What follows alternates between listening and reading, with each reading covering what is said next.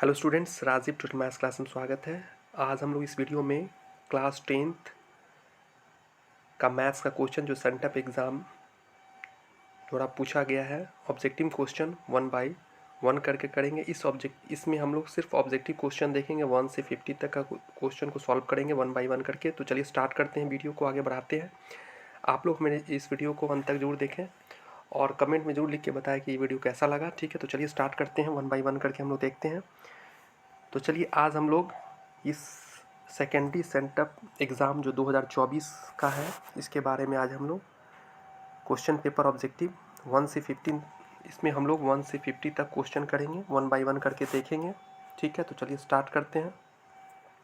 सबसे पहला क्वेश्चन हम लोग देखने जा रहे हैं। ये काफ़ी आसान क्वेश्चन पूछा हुआ है। पहला का कह रहा है 625 के अभाज्य गुणनखंड में 5 का घात। देखिए, सबसे पहले हम लोग जानते हैं 625 का क्या होता है, 5 के पावर में 4 होता है। 5 के पावर 4 का मतलब हो गया ये 4 जो है घात है। ठीक है, तो इसका जो आंसर सही आंसर होगा 1 का सी, 4 इज द राइट आंसर होगा। चलिए क्वेश्चन नंबर 2 की तरफ बढ़ते हैं हम लोग। इसमें कह रहा है शांत नहीं है। कौन इसमें शांत नहीं है? तो हम लोग शांत क्या जानते हैं, हर में m और 2 का इस तरह का फॉर्म होता है, m और 2 का मल्टीप्लाई होता है। 5:2 मतलब 5 × 2 के पावर में m और n का रेशियो होता है। तो इसमें 5 और 2 को छोड़ के कोई अगर दूसरा कोई संख्या आ जा रहा है तो वही उसका अशांत होता है, जिसमें 2 और 3 आ रहा था। इसका सही आंसर डी होगा। चलिए नेक्स्ट क्वेश्चन 3 क्वेश्चन की तरफ बढ़ते हैं हम लोग। क्वेश्चन नंबर 3 देखते हैं। इसमें कह रहा है बहुपद है x 2x - 5 - 3। तो इसको सबसे पहले हम लोग क्या करेंगे, बहुपद के रूप में बनाएंगे। ठीक है, इसमें कह रहा है अल्फा इंटू बीटा निकालने। ठीक है, तो इसको क्या लिखेंगे, 2x² - 5x - 3। तो इसका होता है c/a। तो c क्या है, -3/2। इसका जो सही आंसर होगा b, -3/2। चलिए क्वेश्चन नंबर 4 की तरफ बढ़ते हैं हम लोग। क्वेश्चन नंबर 4 देखते हैं। इसमें कह रहा है एक मूल दे दिया है √2, तो मतलब x की जगह पे हम लोग क्या रखेंगे, √2 रखेंगे। तो k और √2 का स्क्वायर होता है 2 और प्लस √2 गुने √2 - 4 = 0।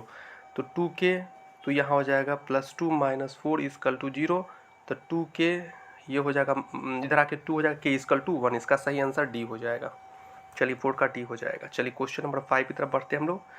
यदि बहुपद px² + qx + r के शून्यक अल्फा इंटू बीटा हो तो अल्फा प्लस बीटा = होता है -b/a। तो इसका सही आंसर होगा -q/p। इसका सही आंसर हो जाएगा b। 5 का जो हो जाएगा वो b सही इसका आंसर होगा। चलिए नेक्स्ट क्वेश्चन की तरफ, 6 क्वेश्चन की तरफ बढ़ते हैं हम लोग।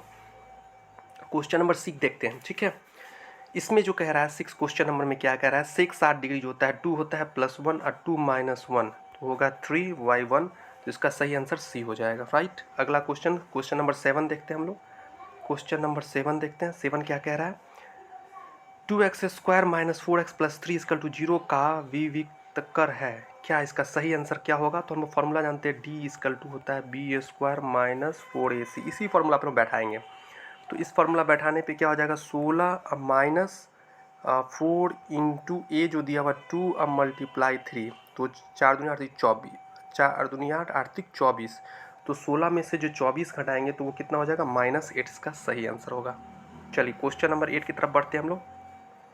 क्वेश्चन नंबर 8 कह रहे हैं, इसमें कह रहा है 4x² + 4x + 1 = 0 के मूलों की प्राकृतिक क्या होगी। तो इसका जो सही आंसर होगा, इसमें d = 0 आता है, आप करके देख लेना। इसका वास्तविक और समान होगा। इसका आंसर सही होगा b is the correct answer होगा। चलिए क्वेश्चन नंबर 9 की तरफ बढ़ते हैं हम लोग। ठीक है, इसमें कह रहा है एक मूल क्या होगा। तो इसका एक मूल क्या होता है, 3x² = 3, 3 से 3 कैंसिल, तो x बराबर हो जाएगा +-1। तो इसमें +1 नहीं है तो -1 इज द सही आंसर होगा इसका। चलिए क्वेश्चन नंबर 9 की तरफ बढ़ते हैं। क्वेश्चन नंबर 9 कह रहा है, निम्नलिखित में किसका गुणनफल एक परिमेय संख्या। परिमेय संख्या हमेशा p/q के रूप में होता है, इसमें कोई रूट नहीं लगा रहता है। तो इसका सही आंसर होगा b is the right answer होगा, क्योंकि √5 हो गया और √125। तो हम लोग पूरे को रूट लेते हैं तो 625, और 625 का 25 होता है, जो कि परिमेय संख्या में आता है। तो चलिए नेक्स्ट क्वेश्चन में 11 क्वेश्चन की तरफ बढ़ते हैं हम लोग। क्वेश्चन 11 में 54 अभाज्य गुणनखंड है। तो 54 जो होता है इसका अगर आप गुणनखंड करोगे तो 3 पे q और ये 2 हो जाएगा, इस तरह का फॉर्म आएगा। ठीक है, तो इसका सही आंसर क्या हो जाएगा, बी इज द सही आंसर होगा। चलिए क्वेश्चन नंबर 12 की तरफ बढ़ते हैं हम लोग। क्वेश्चन नंबर 12 देखते हैं। ये कह रहा है रैखिक समीकरण क्या होता है, x+1 इक्वल टू 0, इस तरह का फॉर्म होना चाहिए। तो इसमें कौन सा नजर आ रहा है, डी इज द सही आंसर इसका हो रहा है, जिसका सही आंसर डी हो जाएगा। चलिए क्वेश्चन नंबर 13 की तरफ बढ़ते हैं। क्वेश्चन नंबर 13 क्या कह रहा है, निम्नलिखित में कौन सा द्विघात समीकरण, द्विघात में जिसका घात 2 होता है उसी को द्विघात समीकरण, जैसे ax² plus bx plus c के रूप का होना चाहिए इक्वल टू 0। तो इसका जो सही आंसर होगा वो आपको सी इज द राइट आंसर होगा। ठीक है, चलिए क्वेश्चन नंबर 14 की तरफ बढ़ते हैं। क्वेश्चन नंबर 14 देखिए, 14 में क्या होगा, 14 का सी इज द राइट आंसर हो जाएगा।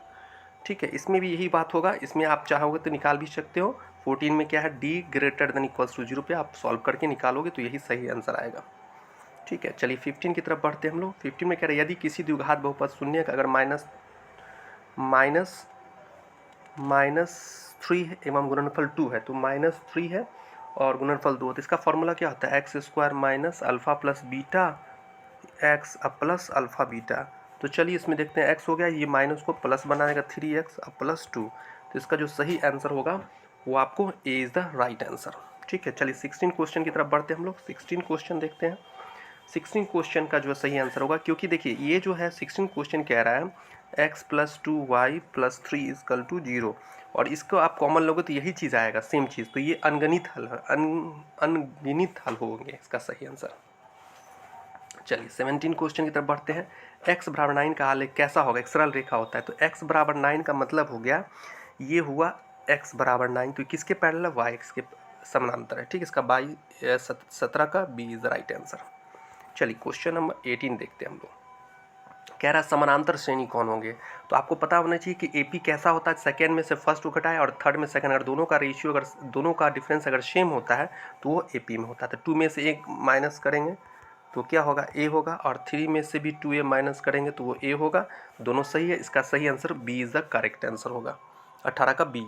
चलिए 19 नंबर को देखते हैं हम लोग। क्वेश्चन नंबर 19 में क्या कह रहा है, इसको भी आप निकाल सकते हो, 18 को भी निकाल सकते हो।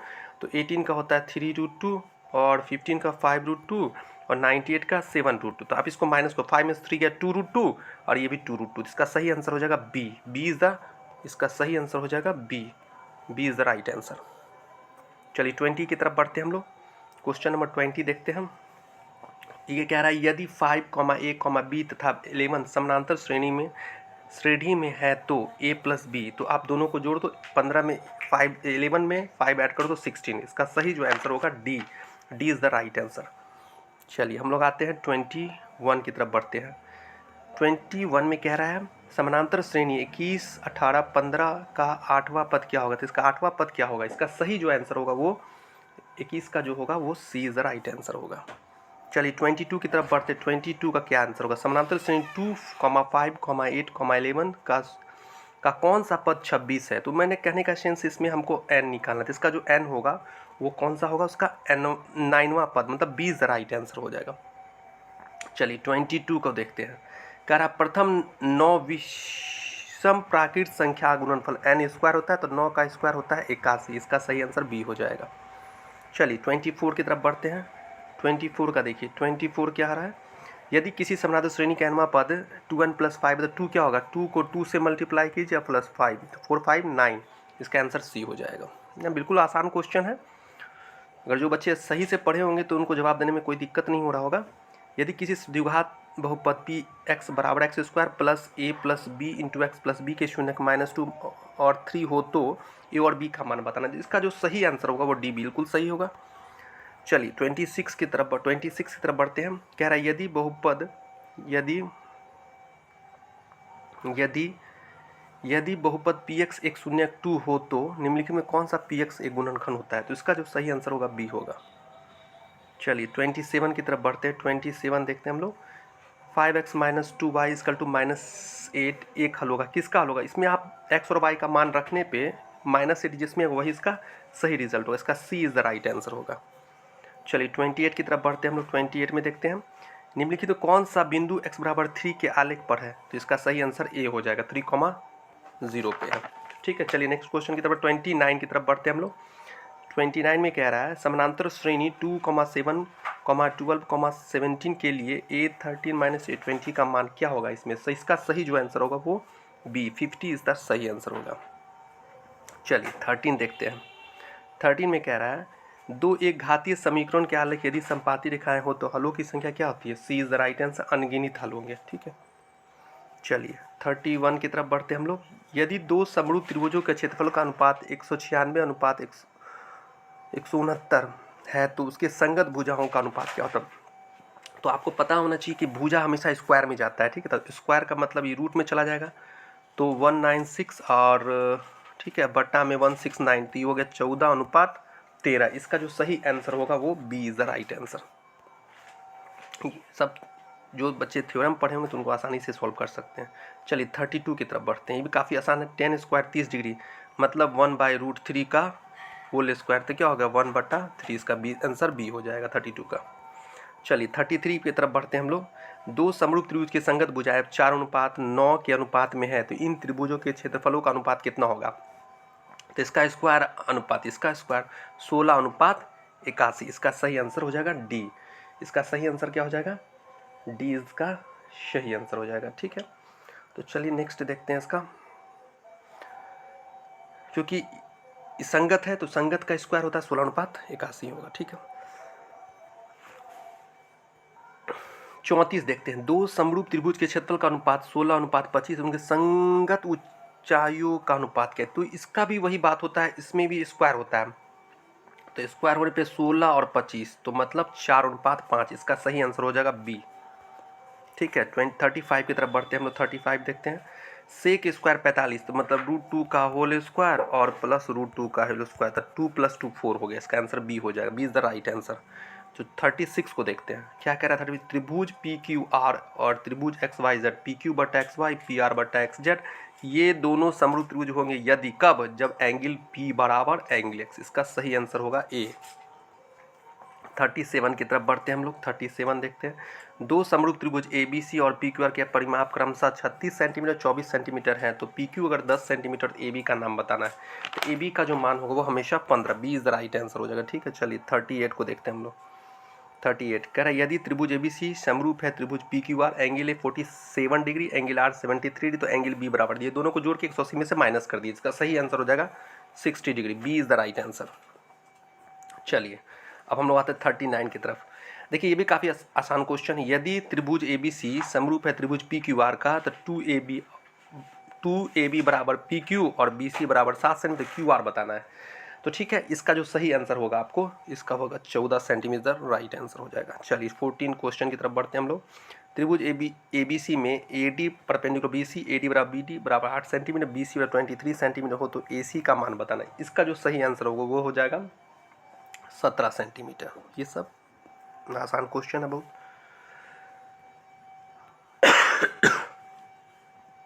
अच्छा 41 cosec square X minus cot square, बिल्कुल फार्मूला बेस्ड, इसका वैल्यू हमेशा क्या होता है 1 होता है। ठीक है, चलिए अब हम लोग आते हैं 42 की तरफ बढ़ते हैं। यदि किसी वृत्त की परिधि उसके व्यास से 12 सेंटीमीटर अधिक है तो वृत्त की, बहुत अच्छा क्वेश्चन ही पूछा हुआ है, तो इसका जो सही आंसर होगा, इसका सही आंसर आपको हो जाएगा 2.8 सेंटीमीटर, इस करेक्ट आंसर हो जाएगा। ठीक है, चलिए 43 की तरफ बढ़ते हैं हम लोग। दो वृत्तों के क्षेत्रफल का अनुपात 120 सेंटीमीटर, उनके परिधियों का अनुपात 20 सेंटीमीटर, त्रिज्या का योग क्या होगा? इसका जो सही आंसर होगा वो 12 सेंटीमीटर सही है, 43 का सी हो जाएगा। 44 को देखिए। ठीक है, 44 को देखते हैं। यदि बिंदु 4, P और 1, 0 के बीच 5 दूरी 5 हो तो P बराबर किसके? इसका जो सही आंसर वो ए आंसर होगा, ±4 इसका सही आंसर हो जाएगा। चलिए 45 की तरफ बढ़ते हैं हम लोग। दो वृत्तों के क्षेत्रफल का अनुपात 25:49, उनके त्रिज्यों का अनुपात बताना था। इसका जो सही आंसर हो जाएगा वो सी 5:7 हो जाएगा। चलिए 46 को देखते हैं हम लोग। 5 सेंटीमीटर त्रिज्या वाले एक वृत्त के बिंदु P से 12 सेंटीमीटर लंबी स्पर्श रेखा PT खींची जाती है तो यदि O वृत्त के केंद्र है तो OT की लंबाई, इसका जो सही आंसर हो जाएगा वो उसका 13 सेंटीमीटर सही आंसर हो जाएगा। 46 का हो जाएगा बी 13 सेंटीमीटर। चलिए 47 की तरफ बढ़ते हैं। करा दो वृत्त की त्रिज्या का अनुपात 15:7 है तो उनके क्षेत्रफल का अनुपात क्या होता है? इसका जो सही आंसर हो जाएगा सी 225:49 हो जाएगा। चलिए 48 की तरफ बढ़ते हैं। किसी वृत्त का केंद्र से 5 सेंटीमीटर दूर स्थित बिंदु ए से वृत्त पर खींची गई स्पर्श रेखा की लंबाई 4 सेंटीमीटर, तो वृत्त की त्रिज्या क्या होती है? तो इसका जो आंसर होगा ए 3 सेंटीमीटर हो जाएगा। चलिए 49 की तरफ बढ़ते हैं हम लोग।